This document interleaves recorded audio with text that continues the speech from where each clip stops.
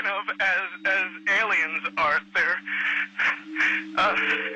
They're extra-dimensional beings that an earlier precursor of the space program made contact with. They are not what they claim to be. They have infiltrated a lot of aspects of the military establishment, particularly the Area 51.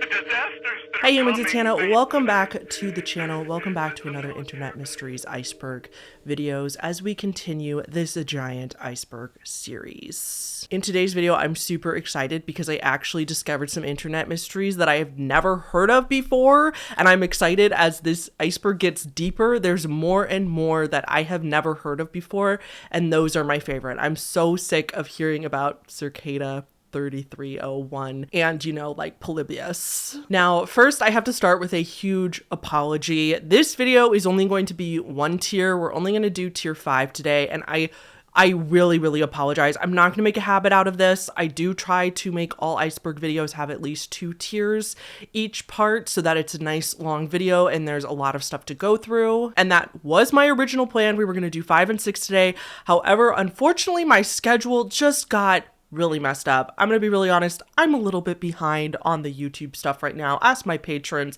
They haven't heard from me in a hot minute. And patrons, if you're watching this, I promise, I will update you on a bunch of stuff soon. But I'm a little bit behind, so I'm so sorry. This is only gonna be tier 5 today.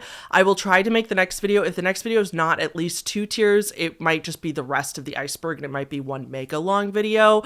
So I'm so sorry. I do apologize. Like I said, not going to make a habit out of it because I know that you guys like longer videos, especially when it comes to icebergs and stuff. So we're going to get right into it. The first one for today is going to be found on the tape.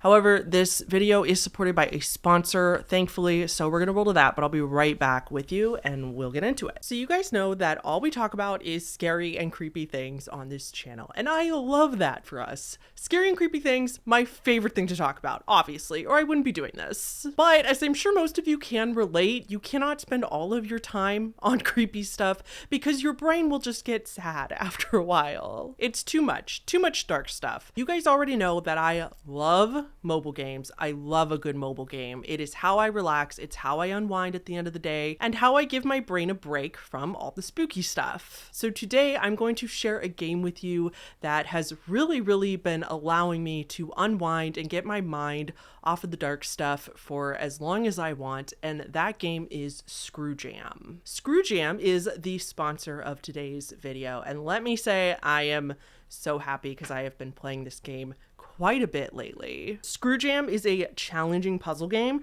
where you remove and match screws in order to progress through the levels. So like I touched on, the game is super fun, it's relaxing, but at the same time, it's not too easy either. It really puts your problem solving skills to the test and it keeps the game very engaging. The best part about Screw Jam, in my personal opinion, is that you can play it completely offline. You do not need Wi-Fi to play it, which honestly I feel like games that you can play offline are few and far between nowadays, because I really want a game that I can play while I'm waiting to get my oil changed, or if I'm a passenger in a car or a passenger on a bus or what have you. You know, like you can really play it anytime, anywhere. They also have amazing reviews on the App Store that honestly just speak for themselves. You can download Screw Jam for free by clicking the link in the description right below this video, or scan the QR code on the screen right now. With my link, you'll get 3 hours of unlimited life and 100 free coins. Thank you again to Screw Jam for sponsoring today's video. Highly recommend that you download it now and you play it while you listen to the rest of the video. Okay, so the first one on tier 5 that we're going over today is Found on the Tape. This was another ARG, but it is definitely unique to other ARGs. This was a channel on YouTube, and this channel only had 3 videos. Very cliche ARG. The videos were glitchy, weird, found footage looking, lots of filters, and like I said, glitchy stuff on it to make them look creepier. However, people figured out that this wasn't just on YouTube. They found that on the second video, labeled clip 95, there was a flash of a code during the video. Once players deciphered this code, they were led to a link where they could play a game, like an actual horror game. The horror game looks very much like Sad Satan to me, but this particular game was like involved in the whole ARG story. It continued the story. So all in all, a very active ARG and very creative. The gist of the video game part was that it seemed like somebody was trying to send us a message kind of from a building where they were trapped with something or someone, maybe a monster. And then you'd frequently fall down all these long shafts in said building. Very creepy. Sometimes there's like skeletons down there. As far as I'm aware, the third video on their YouTube channel also had codes in it, but nobody ever officially solved them. And the rumor around Reddit, now take this with a grain of salt, it's just a rumor, but the rumor is that the creator of this ARG didn't continue it as planned because people online, because they took an interest in it, they were solving all the puzzles way faster than they could produce content and basically got burnt out. So that is why this is still considered a mystery to a lot of people, because we don't really know what happened to the creator, even though we speculate. Meatsleep is next. This was another YouTube channel posting very creepy videos. Lots of videos implying that someone was being held captive in a basement. Within the videos, there was references to livestock, skin. The word new skin was seen around in the videos a lot. There was shots of meat being cooked on a stove and what looked like a human hand being cooked at one point. So the overall theory was that the story was about somebody being held captive in a basement and then being cannibalized later. What's worse is that the basement had some clues, some little like posters and stuff that had stuff of a sexual nature on it, which the implications of that with all the other stuff in the story just make it even worse. The creepy channel though was, however, finally revealed to just be an art project. No surprise there. On May 17, 2016, the channel uploaded a 14-second clip of just blackness and noise, but in the description they left a paste bin link leading to answers to an AMA. I couldn't find the questions, unfortunately. They were kind of wiped from Reddit, I believe, but the answers that they gave did imply that the whole thing was just an art project and that the creators just wanted to be spooky and freak people out. They went on to say they were ending the project because they wanted to work on other things, and that was it. And then on Twitter, the account behind this project, who's believed to be behind this project about 3 years ago, tweeted that the main woman who was working on this project and who did the majority of the work had passed away in real life. She was like the main artist behind it, and nobody knows the circumstances of her passing. Cameraheads is next. Cameraheads is a creepypasta, but it's like one of the OGs. It's all the way back from 2009, and it's a very unique creepypasta. And I feel like the best creepypastas are when there's some real life aspect to it, and this one was no different. There was a found footage aspect to this one. So first of all, a camerahead is a supposed cryptid. They are rumored to be cryptids that have human bodies, but their head in one way or another is a camera. So some art depictions of them are a camera head with a literal like surveillance camera for a head, but other legends go that they simply had cameras like embedded into their eyes, and so they were like walking living security systems. The creepypasta goes that a man was walking near his house one day near a gully, and this man runs into a pile of rocks, but he stops because the pile of rocks looks weird. It looks like a struggle had taken place in that spot. Among the rocks was also a mini DV video cassette. There was also a torn envelope that had notes inside. On the notes were 3 messages written in what looked like either charcoal or ash. The note said, "I killed a camerahead. It took Trevor, and get help if I don't come back." For a long time, rumors about the creepypasta circulated mostly on 4chan, and it wasn't until 2020 where something else came out. Someone had come forward and said that they found the video that was on this mini DV video cassette. Now, I'm going to show you the clip right now.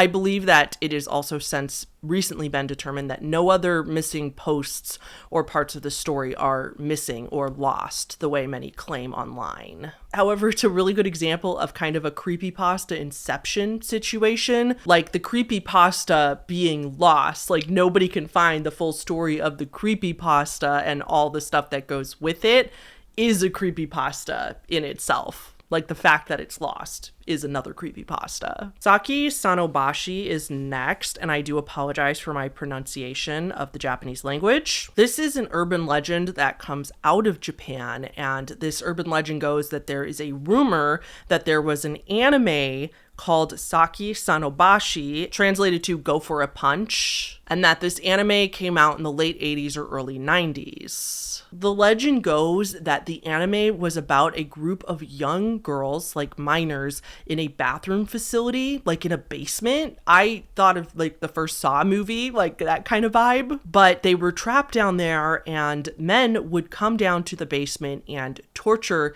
these young girls physically, psychologically, and of course, sexually. Okay, edit. Sorry for the terrible audio, but I just straight up got this part wrong. I don't know where I got this information from. I can't even find the source that I originally read that on, but that is 1000% incorrect.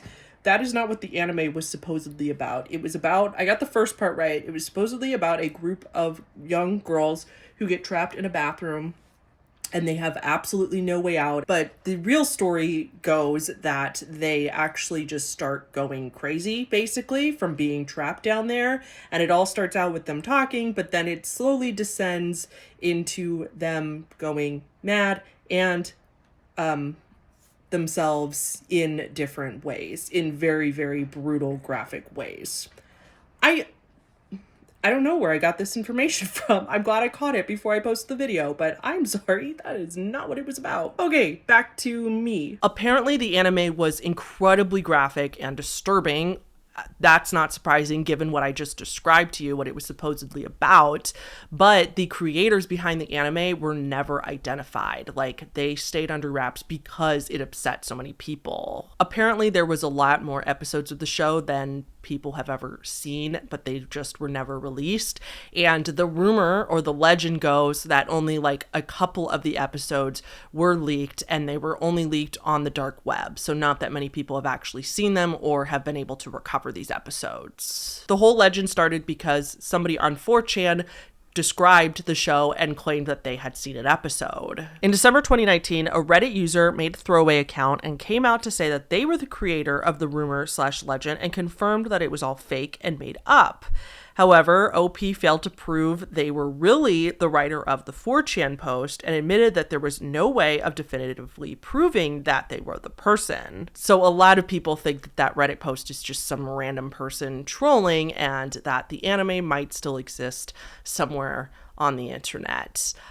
Again, I mean, I don't personally think it probably exists. I think we would be able to find an episode somewhere if it really did exist. It would be somewhere. Somebody would have leaked it. But you do have to admit that the person who posted this Reddit admission that they did it and that it was all a hoax, we can't prove that it really was. There's really no way to prove it. They admitted themselves there was no way to prove it. But I am inclined to believe that they're probably telling the truth and that this was something that someone just made up and didn't realize that it went so viral. I Am God 4chan is next. As the title implies, this was a thread on 4chan in June of 2014 in the paranormal board of 4chan. The post said the following: "Hey, Paranormal 4chan, I used to browse here a lot a few years back, but haven't stopped in for some time. A friend of mine recently had to send his computer into the shop because he thought he had downloaded some kind of virus. At the same time, he kept telling me about weird shit that keeps happening to him in his house. The main one is that he's been having issues with both lights and his television turning either on or off when he knows that he left them the other way before leaving the room and returning. He hasn't actually witnessed them going out, but they're always the opposite of how he left them. From what I heard, the only real thing he noticed being up with his computer is that he kept finding image and text tiles in his download folder that he had never knowingly downloaded. Long story short, this got me thinking, do you think it could ever be possible for some kind of paranormal entity to either fuck with your computer, or maybe even could the computer be the original source of whatever is fucking up his house. So of course, users on this thread asked to see the photos that were supposedly downloaded onto the computer without the OP's friend actually downloading them. Now, it's a long story full of puzzles, but the photo that was shared eventually made up this creepy image, and people figured out once they put the image mostly together that there was a code in the corner that translated to "I am God." The OP claimed that they showed this almost put together puzzle to their friend, the friend that was having all the paranormal activity, and the friend freaked out. The friend asked if he could stay at OP's house for the night because he could not stay there. This friend took a quick recording before he left, and here is that clip.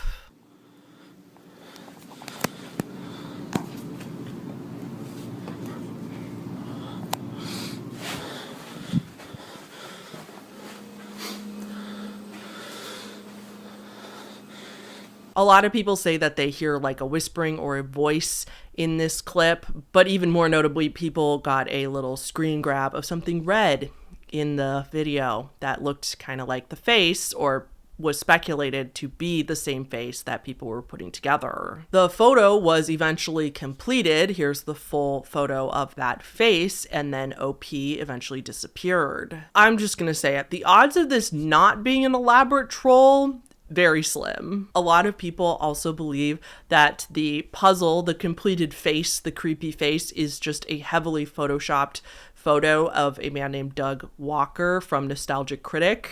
This has not been confirmed, but a lot of people who watch a lot of Nostalgic Critic seem to really believe that. Regardless, some people that were actively in this thread when it was happening were saying that weird stuff was happening to their computers too, while they were typing this out and while they were helping with the puzzle, and that they were getting weird texts. Some others even said lights were flickering in their house. But in my opinion, of course, those people could be just saying that. They could be lying, or if those things were happening, it could just be a coincidence and therefore confirmation bias to that they're noticing more things in their environment as they're participating in this really creepy thing that's happening. So I don't have any proof, but my personal opinion on this is that that person was definitely just trolling and came up with a fun little puzzle, and OP's friend was probably OP.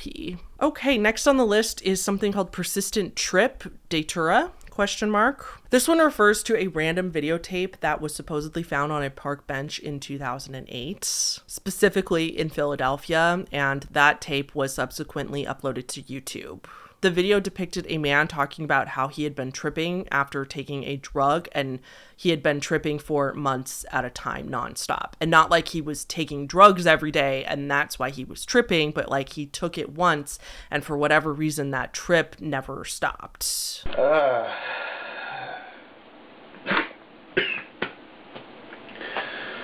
It's March 5th. 2008.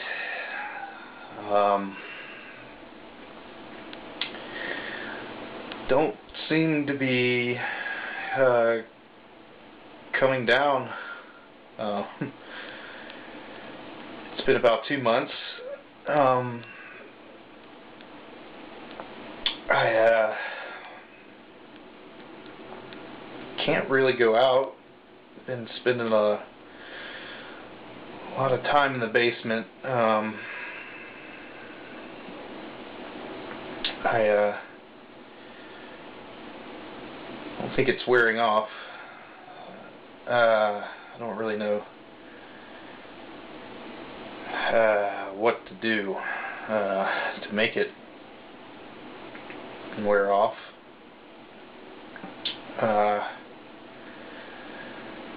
Just don't feel like I'm getting that center feeling, center back. I think I boiled the roots right.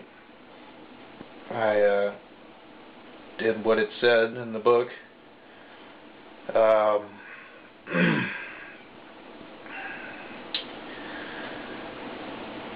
I don't feel like I'm ever gonna come down. And It's not cool. It's getting weird. It's definitely getting weird.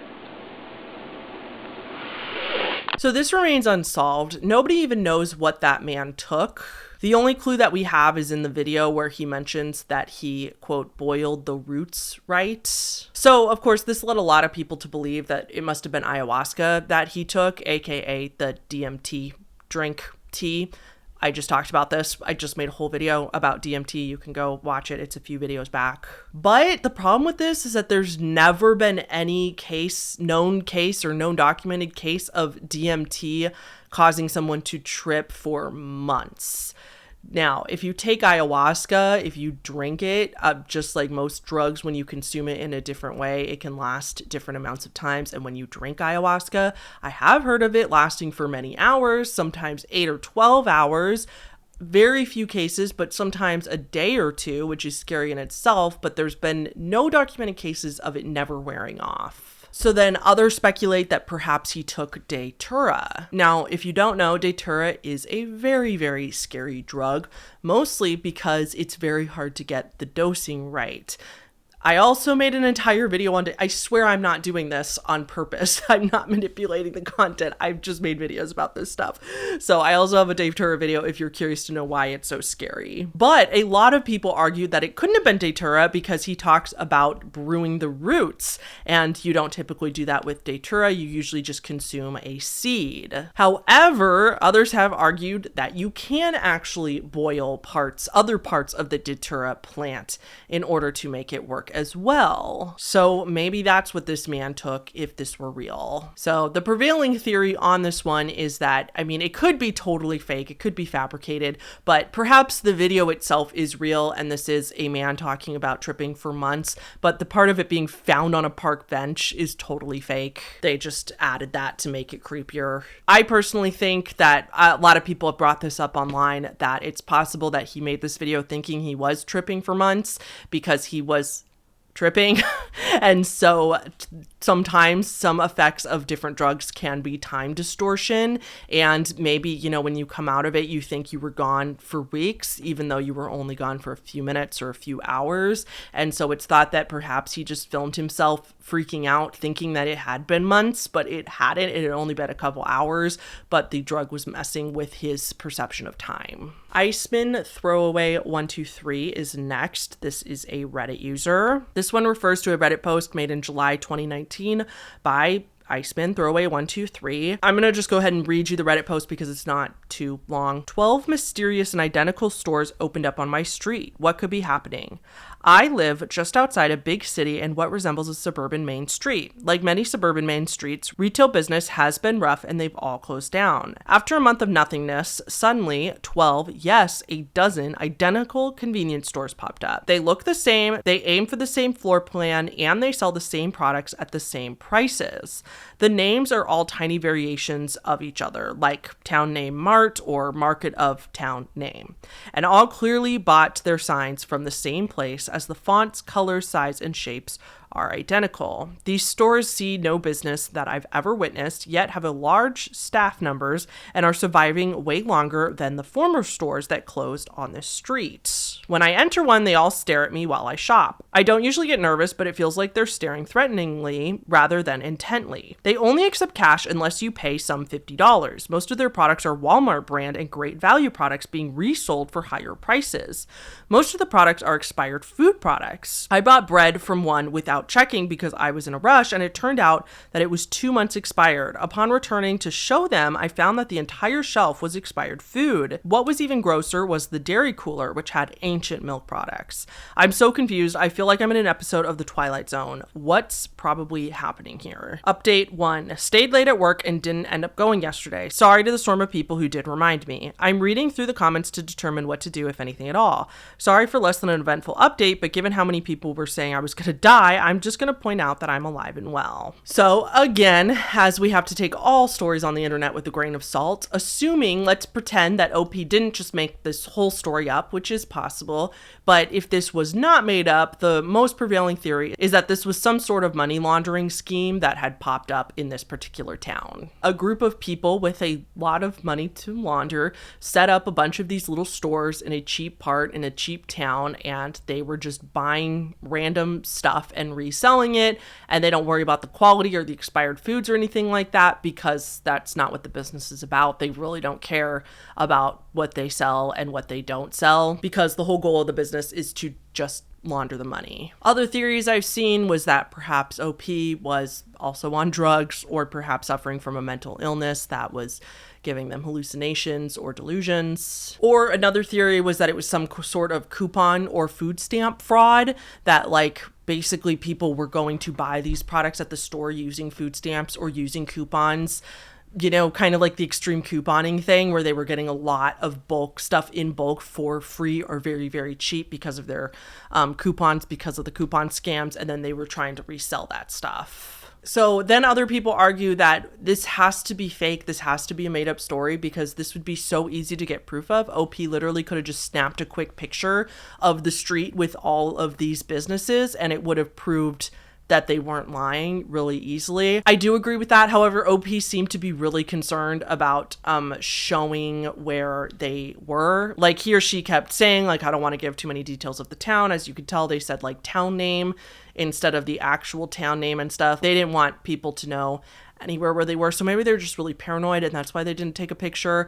But it also seemed really convenient that that's the reason you don't want to share any details, because that could also mean that you're just making it up and you're just using that as an excuse. Selene Delgado Lopez is next. I've also made a video on this one, but it was a very, very long time ago, so I'm going to go over this one again. Selene Delgado Lopez was an alleged missing girl from the early 2000s that would repeatedly appear on the Mexican Channel 5's missing persons broadcast that would air every night around midnight. Selene's photo first started rumors due to how uncanny the photo was.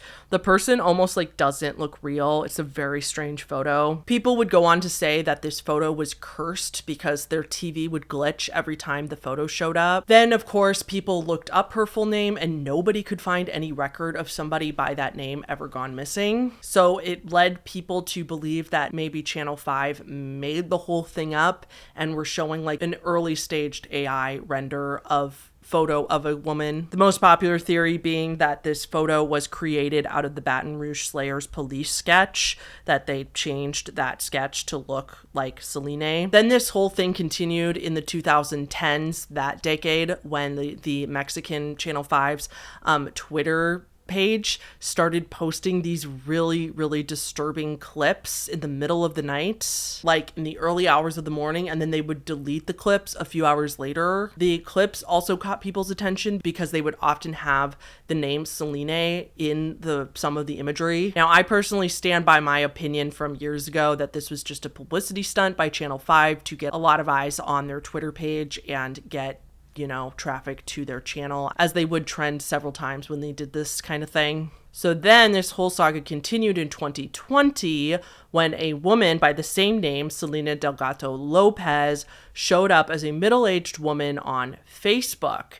And when people would go to look at her profile on Facebook, it looked as if there was no add friend button, which made people believe that she was automatically somebody, some dark web magic made her everybody's friend on Facebook. And you couldn't unfriend her and you couldn't add her as a friend because she was already your friend. However, people failed to realize at the time that this was actually just a way that her settings were on Facebook on the back end. This Selene was most likely just a completely random, unrelated person to this whole missing persons thing. And when her Facebook profile showed up, she was probably getting a bunch of messages from people when this whole thing on Twitter showed up, when people were looking into this mystery. She was probably getting a bunch of friend requests and messages that she didn't want, and she was probably getting annoyed. So on the back end of her Facebook page, you can turn off the add friend button so that nobody can add you as a friend. And when you have that setting turned on, at least back when this happened, when people go to your profile, that add friend button is gone, making it look like she is on your friends list. But if you actually went to your friends list, you would see that she's not there. So this was more than likely just a person with the same name. So that part is no longer a mystery. The part that's really a mystery is the Selene Delgado Lopez from the early 2000s that first aired. And was that a real photo? Was it like a hoax or a test done by the channel? So they made a like AI rendering of what looks like a girl and it's not a real person. Or perhaps maybe there was really somebody named Selene Delgado Lopez who did go missing at that time and they did broadcast her photo, but maybe she was found so quickly. Maybe she was just a runaway and she was only gone for like 12 to 48 hours. So they never got her missing information up on the internet for people to find. Oh boy, the Area 51 caller. This one is interesting. This refers to someone who called into the radio station called Coast to Coast AM. The host was Art Bell, a paranormal themed radio show, and somebody called in 1997. Art Bell at the time had a phone line specifically for Area 51 employees or former employees to call in and give us the deets. A man called into this line in September of 1997, claiming to be a former employee of Area 51, that he had just been let go a week ago, but it was for medical reasons. He wasn't fired or anything like that. But on the phone, this man is crying. He sounds really panicked. He's breathing really hard. He claims that his life is in danger for even talking about this at all. But he claims that there is an entire conspiracy / plan within Area 51 and Area 51's personnel to take out an entire giant chunk of the world's population. He then goes on to claim that what we think of as aliens from other planets are not actually from other planets, but rather they're interdimensional beings, meaning they are from another like parallel realm / universe on the same timeline, and they just travel within the dimensions to come to Earth, and that they're not from other planets. He goes on to claim that these beings have infiltrated the military and part of Area 51, and he says that the government is well aware of these interdimensional alien beings, and they are well aware of it, and they could be moving us all to safer locations in preparation for this. But he claims that the government doesn't want us to know about these beings because the government wants a giant chunk of the population to be taken out so that there would be fewer people, so that we would therefore be easier to control. But the call soon cuts out, and even Art loses his entire broadcast for 20 minutes. So here's the clip. On my Area 51 line, you're on the air. Hello. Hello, Art. Yes. Hi. I don't have a whole lot of time. Well, look, let's begin by finding out whether you're using this line properly or not. Area 51. Yeah, that's right. Were you an employee or are you now? A former employee. Former employee. I was let go on a medical discharge about a week ago, and I've kind of been running across the country. Oh man, I don't know where to start. They're gonna they'll triangulate on this position really soon. So you can't spend a lot of time on the phone. So give us something quick. Okay. Okay. What we're thinking of as aliens are they're extra dimensional beings that an earlier precursor of the space program made contact with. They are not what they claim to be. They have infiltrated a lot of aspects of the military establishment, particularly the Area 51. The disasters that are coming, the military, the government knows about them, and there's a lot of safe areas in this world that they could begin moving the population to now, Art. But they're not doing anything. They are not. They want the major population centers wiped out so that the few that are left will be more easily controllable. Discharged.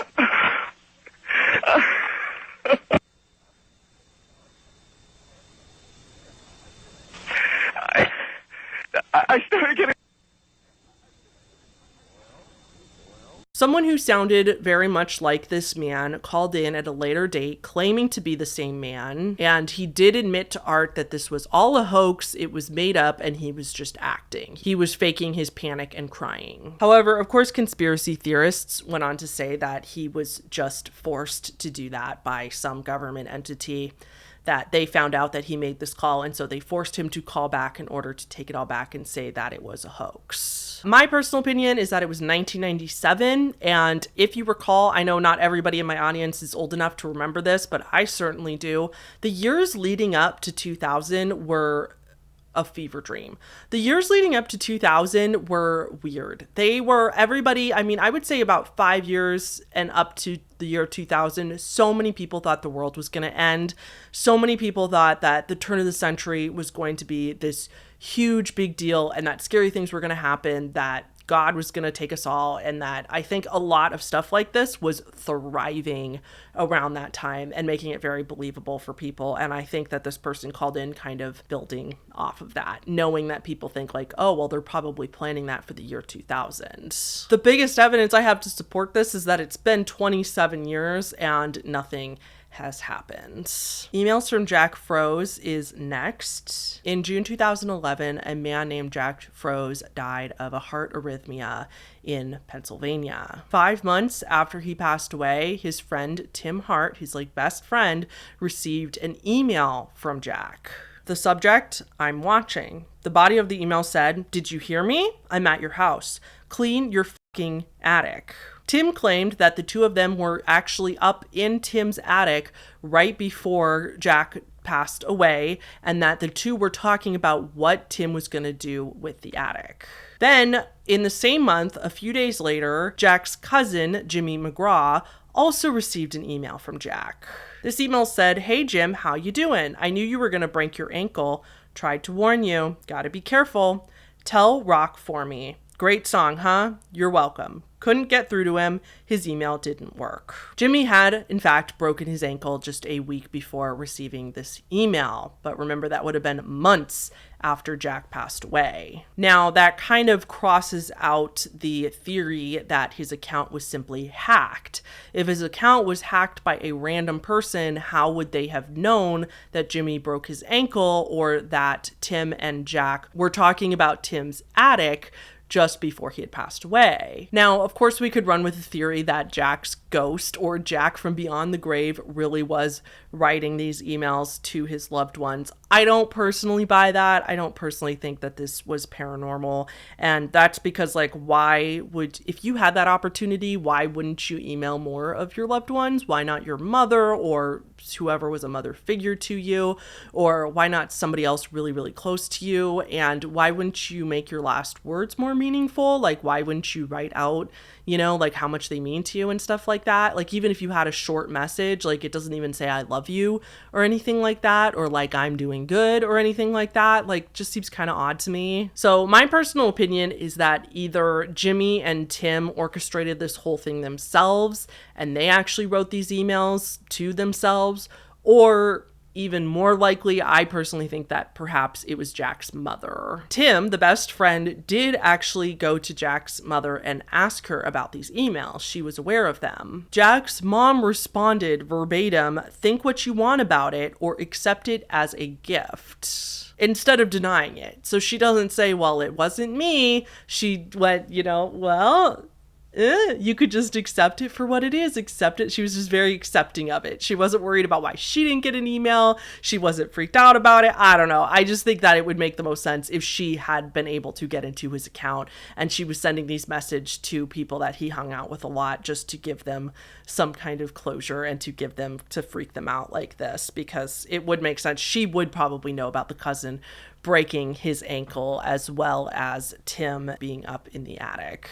Now, one of the other possibilities is that Jack wrote these emails before he passed away and scheduled them to go out later, which is possible with email, but that doesn't make any sense because he passed away pretty suddenly. He would have no way of knowing that he should write these emails. It's not like he had cancer and he knew he was going to pass away, so he scheduled them out, And also, again, the ankle thing. He didn't know. He passed away when Jimmy broke his ankle. Ritual at CERN is next. This one is so ridiculous. So if you don't know, CERN is the European Organization of Nuclear Research. The reason the acronym doesn't match the title of the facility is because it's actually translated from French. The long version of the actual acronym is French. Anyway, CERN is the intergovernmental organization that runs the largest particle physics lab in the world and is probably most known to be home of the Large Hadron Collider. In August of 2016, a video leaked online of what appeared to be people in black cloaks they were in CERN performing a ritual. In this video, it even looked like they were performing a human sacrifice. A statue of Shiva, the Hindu deity, was in the middle of this entire thing. Now, I didn't know this, but apparently there's all kinds of conspiracy theories around the Large Hadron Collider. Like, some conspiracy theorists believe that the Large Hadron Collider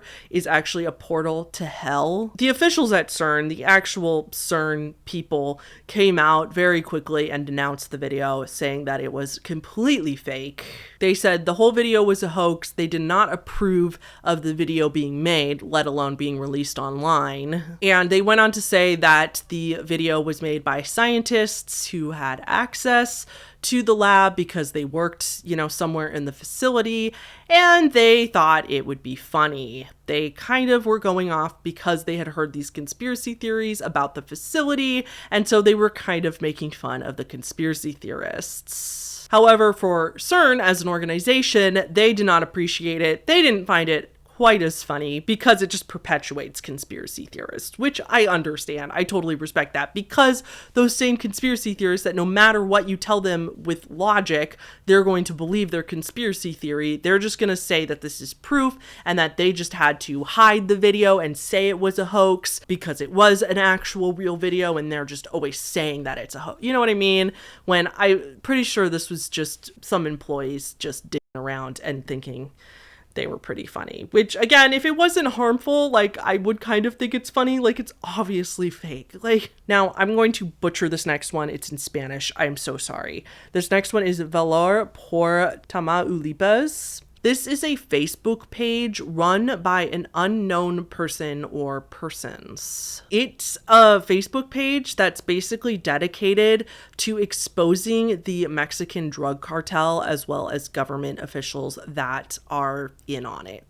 Tamaulipas, again, I'm so sorry for my pronunciation, is a state in Mexico, and the page posts updates, political climate updates about the state, but they're primarily focused on the drug-related violence in the state, and they also post very, very graphic crime scene photos. So that's where I warn you, if you want to go look at this page yourself, you can, but just FYI, if you don't want to see gore, don't, because the further you scroll down, there are very, very, very graphic photos that the average person does not want to see. I did scroll down because I was doing research for this video, and I have to say, yeah, they are not exaggerating. They're pretty violent photos. Now, this whole thing is a mystery because, like I said, nobody knows who is behind this page or who created it, and they are risking their lives literally by doing this. Mexican drug cartels have offered hefty rewards, in the thousands and thousands, $46,000 or something like that, to anybody who could inform them on who was behind this page, who was posting this stuff about them,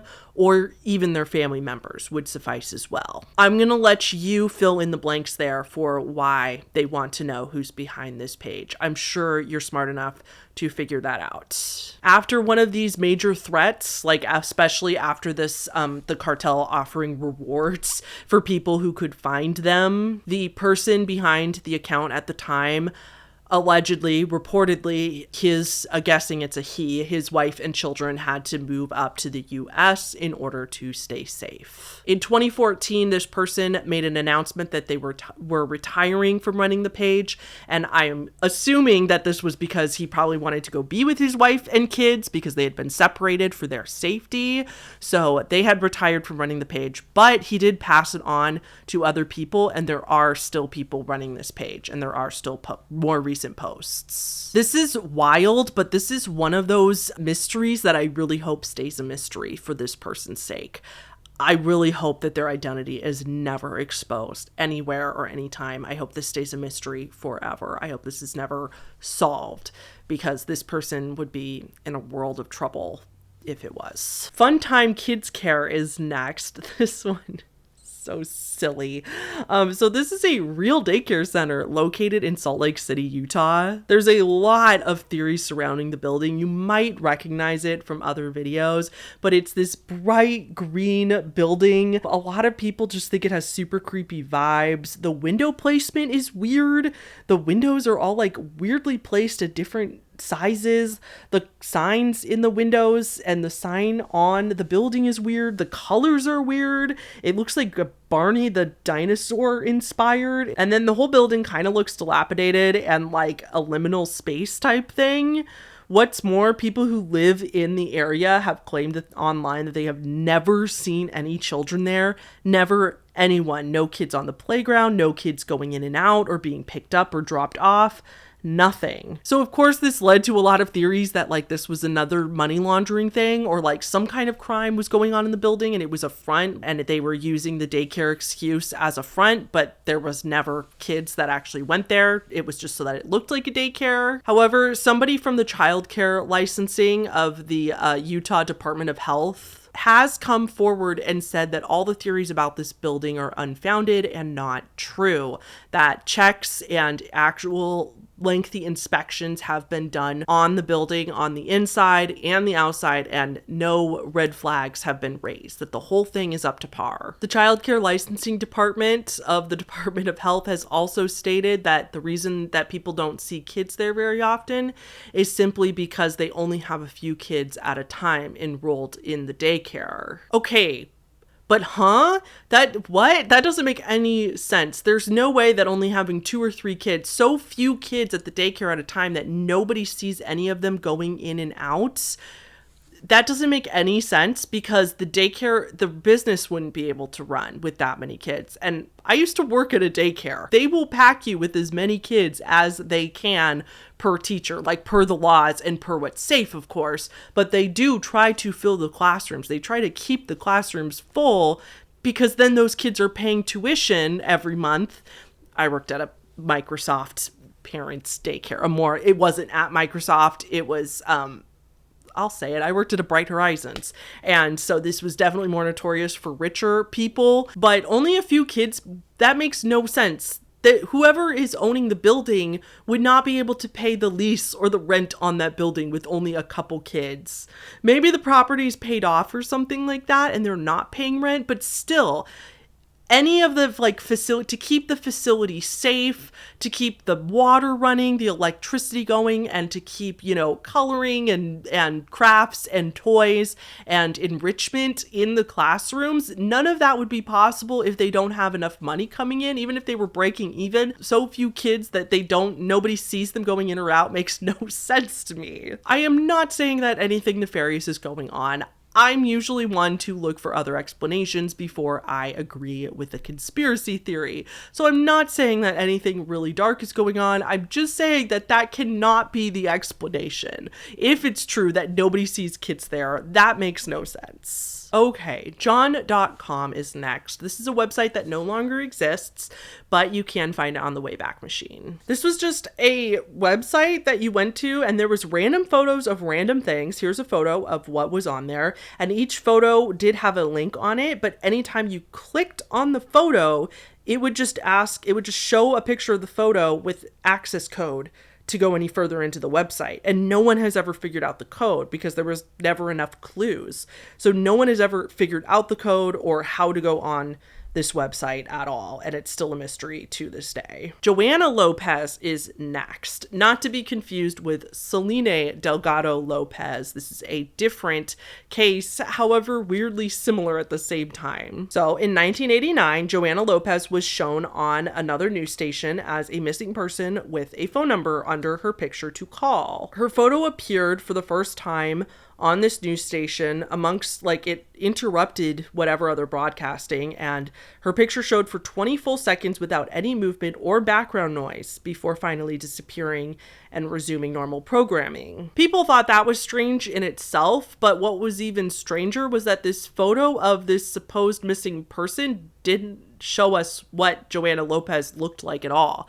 It was completely unhelpful if you were trying to identify somebody out that was missing in your environment, because it just, all you could see was that she had like a white shirt and probably glasses on, but the photo was such bad quality that there was no definable features. When people tried to call the phone number under her photo, which led to the Chicago Police Department, but nobody ever picked up the line when they called.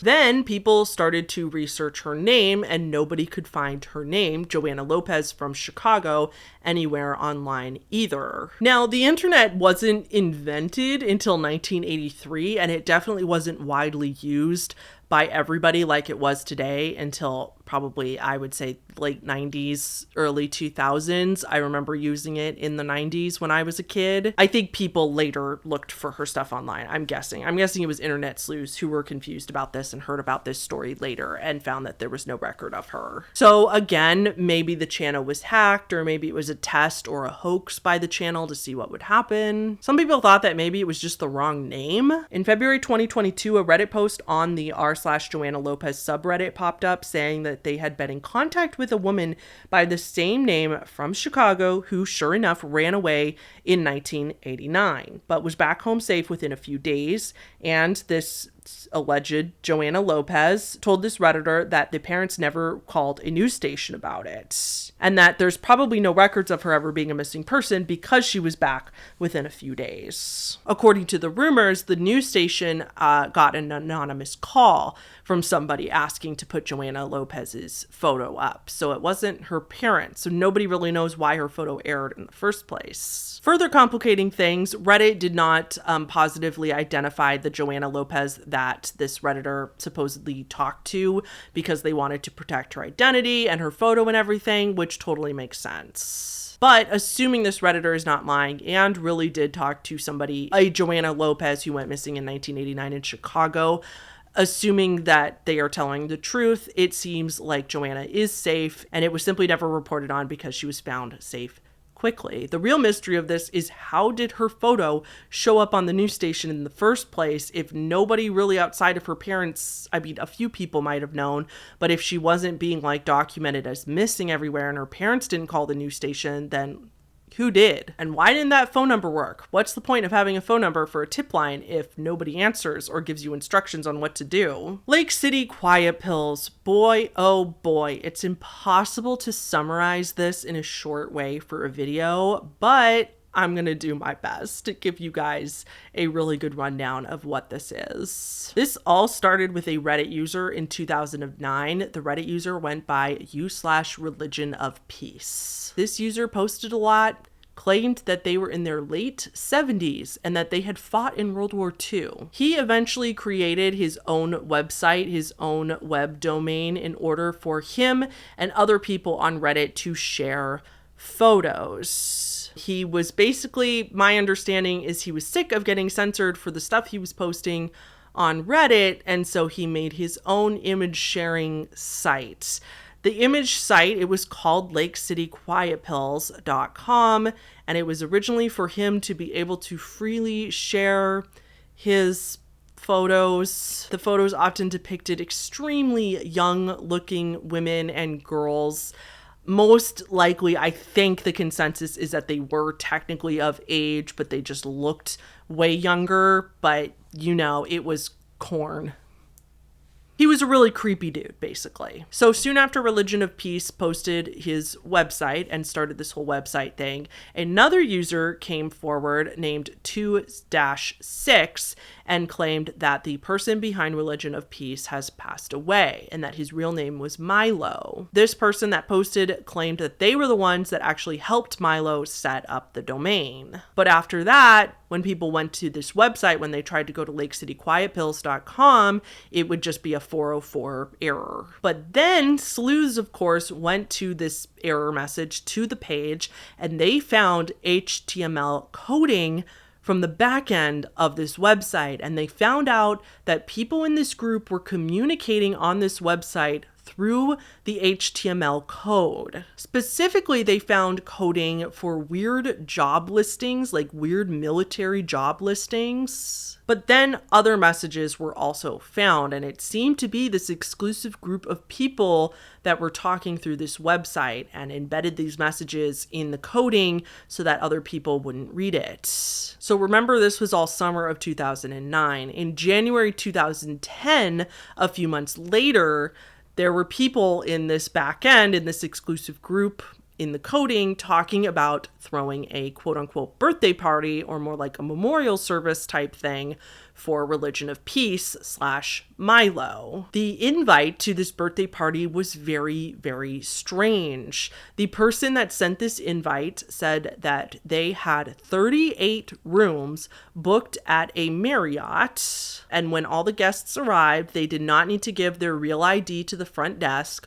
All they need to do is give the front desk their travel name, and that's it, because the person sending the invite is footing the whole bill. So these people don't need to be identified. They can stay anonymous and stay at this Marriott. The invite also went on to say, please don't spend more than $500 a piece on room service. And also not to use the phones in the room because they aren't secure. This party was to take place on January 19th, 2010 at 3 p.m. in the afternoon. Well, Redditors quickly figured out that this was the exact date and time that Mahmoud al-Mabou arrived at a hotel in Dubai, where he would be quietly assassinated hours later. Mahmoud al-Mabou was one of the higher-ups in Hamas. All the people who interacted with al-Mabou on the security cameras at the hotel that day were considered suspects. Of those suspects, many of them had fake passports. And then Redditors found that some of those other suspects were given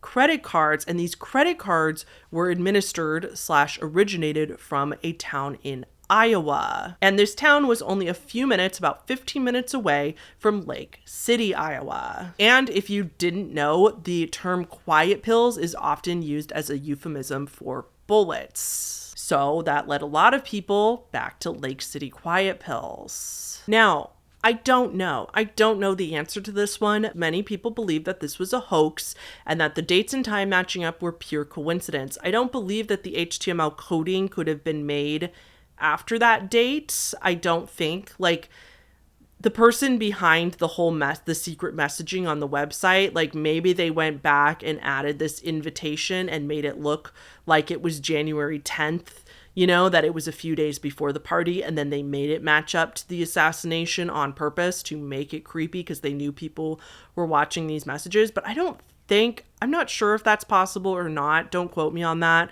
But assuming that that's not possible, like, it could totally just be a coincidence that this party happened to happen. Furthermore, we know the hotel that he was assassinated at, and as far as I'm aware, it was not a Marriott or associated with Marriott. And then those cards were found in a town over from Lake City, not actually in Lake City, Iowa. So it seems kind of like people might be stretching a little bit to make connections. So yes, very, very, very strange, but I guess we'll never truly know. Captain Kutchie's key lime pie. Many of you have probably heard of this one before. This one is so weird. This one just refers to the phenomenon where there's weird reviews, like thousands of them, showing up on various websites, and the reviews talk about Captain Kutchie's key lime pie and how it's the best pie ever. However, people found that a lot of these random reviews, even though it would talk about the pie at first, they would devolve into paragraphs and paragraphs of rantings, and then also often going into nonsensical but nonetheless inappropriate and adult content. Now, there was actually a restaurant called Kutchie's Cafe, and they did reportedly sell like the best key lime pie ever, but that restaurant hasn't existed for quite a while. Definitely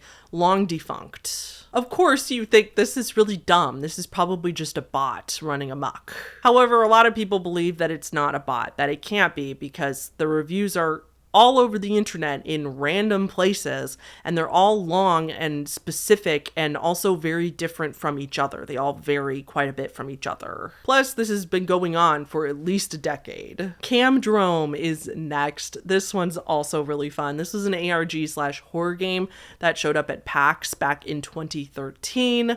If you don't know, PAX is Comic-Con for gamers. Basically, it's a convention for people but more for like arcade, video, all kinds of games. At one of the booths in 2013 at PAX, a computer showed up and the computer was covered in fake blood. And then on the computer showed this video stream of random people. It kind of looked like, it didn't actually show them getting killed most of the time, but it was implied that they were being killed, and all these random people by this creepy person in a doll mask. Unfortunately, the video depicts too much violence, so I can't include it here. However, the full video that somebody took of this at one of the booths can be found easily on YouTube. Just mind you, it's age restricted. You'll need to be logged in to watch it. So this is kind of where the whole thing started, but then Camdrome also had a Twitter page that for years was posting very, very creepy tweets and stuff that seemed to be continuing on the story. However, sadly, the project was abandoned in 2017. A man named Edmund McMillan was the creator behind Camdrome, and he has hinted about the game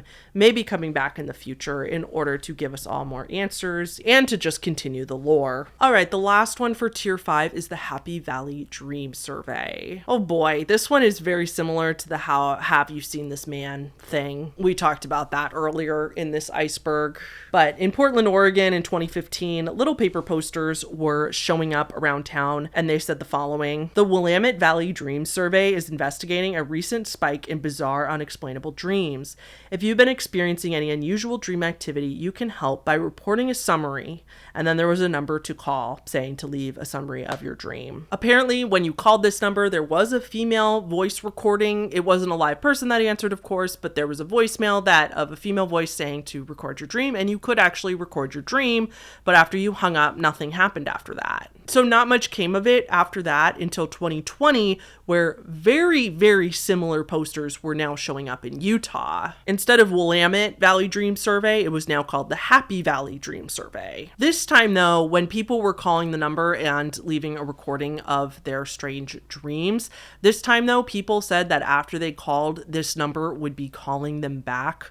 Sometimes at weird times, like sometimes in the very middle of the night when they're sleeping, this number would call their phone, and when they tried to pick up, the person, whoever called, would hang up before they could even pick up. Like it would only ring maybe once or twice, and then they would hang up before anything could happen. So very, very strange, also unsolved. I feel like this is going to be continued, and there's going to be more answers here, because on the Reddit, I've seen other people post little posters very similar to this in even other towns and cities, and somebody even said that there was a cicada in the corner. So I wonder if this is part of the Cicada 3301 thing being continued, that or whoever's putting up these posters just put a cicada in the corner to freak people out, because they knew that that's like the biggest mystery, the biggest internet mystery of all times, either one. But I do think that this is more information is going to become out of this. I originally thought that like maybe it was just a promo for Dream Scenario, that Nicolas Cage movie that came out not a few years ago. In 2023 it came out. I haven't seen the movie yet. I want to, but granted, I haven't seen the movie. But the premise of the movie is that it's about a man who is mysteriously showing up in a lot of people's dreams. And so I kind of wonder if the movie was inspired from Have You Seen This Man? Or perhaps these like movie posters were kind of a promo for this movie or something along those lines. I have no proof of that whatsoever. That's just where my mind went to, because when that movie came out, when Dream Scenario came out, I was just very taken aback by how similar the premise was to a lot of internet mysteries we've seen. Okay guys, that is going to be it for today's video. Once more, I do apologize for it only being one tier and not at least 2. I'll make it up to you guys somehow with the next part of this series. And yeah, please like the video just to support the channel. Don't forget our sponsor today, which is the mobile game Screw Jam. Don't forget to use the QR code or the link in the description for 3 hours of unlimited life and 100 free coins. And I will see you all in the next one. Thanks so much to all the patrons on the screen now. And okay, goodbye.